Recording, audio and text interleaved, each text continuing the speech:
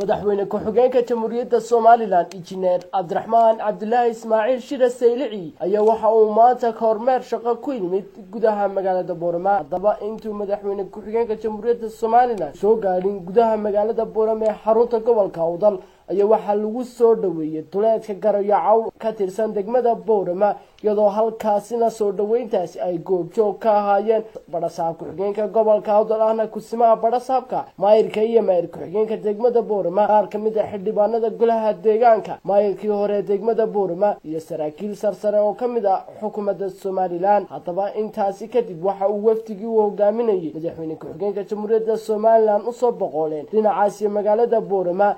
markii magaalada Boorama uu soo gaadhay wafdigu ayaa waxa soo dhaweeyay kumanaanka qof ee ku nool gudaha magaalada Boorama iyagoo lulayay caleemo qoyan. Haddaba intaasi kadib markuu si rasmi ah gudaha magaalada Boorama u soo gaadhay madaxweyne ku-xigeenka jamhuuriyadda Soomaaliland ayaa waxa uu booqasho ugu tagay ugaaska beelaha dega gobolada Awdal, Salal, Gabiley, ugaas Cabdirashiid, ugaas Rooble, ugaas Doodi. intaasi kadib madaxweyne ku-xigeenka jamhuuriyadda Soomaaliland ayaa waxa uu soo kacay dhinacaas shirkadda adeegyada bulshada ee Shaaba iyadoo halkaas madaxweyne ku-xigeenka jamhuuriyadda Soomaaliland uu kulana la qaatay madaxda ugu sareysa shirkadaasi.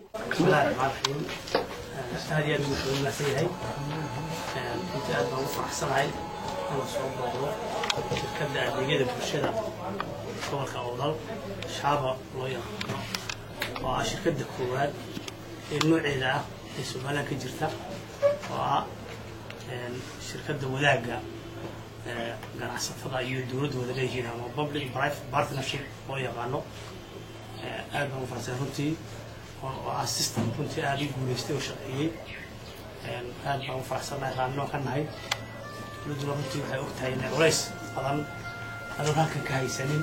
intaasi kadib waxa madaxweyne ku-xigeenka jamhuuriyadda Soomaaliland u soo kacay hoteelka ra'iisul ku yaala gudaha magaalada Boorama iyadoo halkaasina qadar sharaf aad u ballaadhani ay ka dhacday. joogay qadar sharaftaasi ahaayeen madaxda heer gobol iyo heer degmo, siyaasiyiin, aqoon-yahano, salaadiinta dhaqanka ee gobolada Awdal, Salal, Gabiley iyo ugaaska beelaha dega gobolada Awdal, Salal, Gabiley, ugaas Cabdirashiid, ugaas Rooble, ugaas Doodi. iyagoo halkaasina haddaba ay ka hadleen mas'uuliyiin fara badan ayaa waxa ay tilmaameen iyo wada qabsi iyo horumar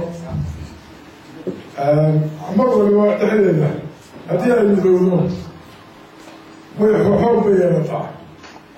ma aha xor ay wax ku layso, ma aha xor ay wax ku dulmido, waxa weeye waa xor ay horumar ku gaadho. madaxweyne ku-xigeenka jamhuuriyadda Soomaaliland aad iyo aad baan ugu faraxsanahay aan u soo dhaweynayna waxaan doonaa inaan ka hadlo midnimadu waxyaalo badan bay xambaarsan tahay. xag horumar bay xambaarsan tahay, xag iskaashi bay xambaarsan tahay, xag magac bay xambaarsan tahay.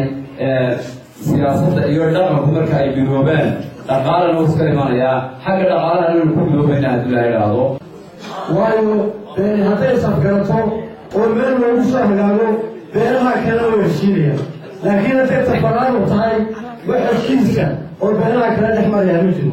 madaxweyne ku-xigeenka jamhuuriyadda Soomaaliland injineer Cabdiraxmaan Cabdullaahi Ismaaciil Shire Saylici oo halkaasi ka hadlay ayaa waxa uu ka sanqariyay marka maanta marti aad ka noqotaan looma baahne waxaad ka mid tihiin stakeholderska shanta beelood ee Soomaaliland halkan ilaahay dejiyey iyaad ka mid tihiin.